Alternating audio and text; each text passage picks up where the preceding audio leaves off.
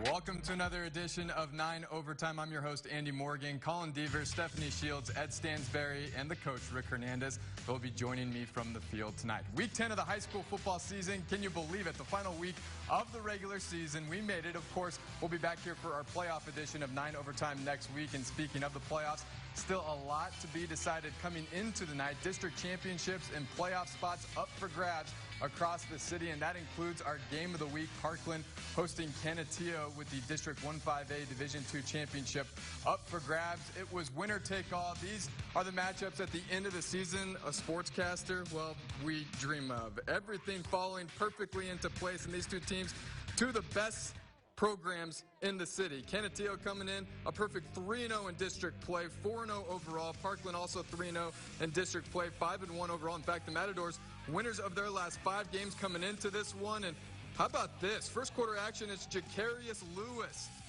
scrambling, breaking ankles all the way into the end zone. Lewis, man, what an athlete this kid is. He makes it 6-0 Parkland, and it's Marco Bonin going to take the carry straight up the gut. That gave the Matadors a 14-0 lead. That was the score at the half. Second half, Eagles going to get on the board. L.J. Martin on the direct snap. We've seen the sophomore. He's been doing this all season long. Just a sophomore, ladies and gentlemen. That cuts the Parkland lead in half, but the Matadors would not be denied. Lewis, we saw him hurt the defense with his legs. Now he's showing off the arm to Dwayne Ford for the touchdown. Parkland wins it 28-14. The Matadors capturing their 3rd straight district championship. They'll be the 1 seed hosting Austin next week in the bi-district round. What more can you say about the Matadors? Seems like every year we're talking about them losing players to graduation, and then every year we say they don't rebuild, they reload. Eric Franz has done that again in 2020. 9 Overtime. Stephanie Shields was on the sideline at Matador Stadium for this one. She filed this week's Coaches Spotlights. Hey Andy, Parkland was out here celebrating tonight, and rightfully so, as they took the title for district championships, but the season is not over and the attention is now shifted to playoffs. Parkland coming into this game on a hot 5-game winning streak and Canutillo undefeated, but the Matadors putting a stop to that tonight. Parkland head coach Eric Franz says he was proud of his quarterback and the efforts from his team, especially with the challenges this season brought on by the virus. This one's a three-peat for Coach Franz, but he says this one feels a little different from the past 2. Nothing this year was the same. You know, nothing that we've done in the regular in the years past.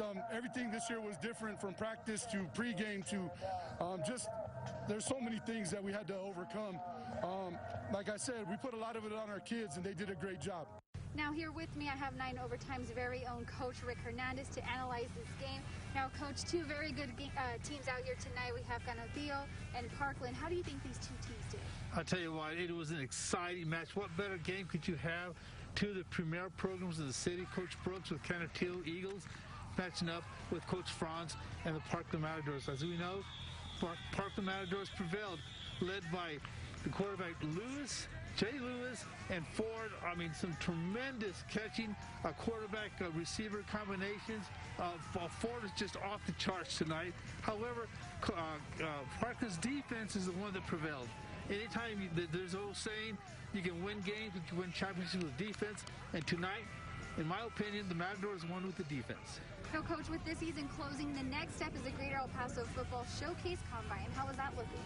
Well, the big announcement is, in spite of the COVID, in spite of all the challenges, we are looking to having a combine this year. However, there is a requirement.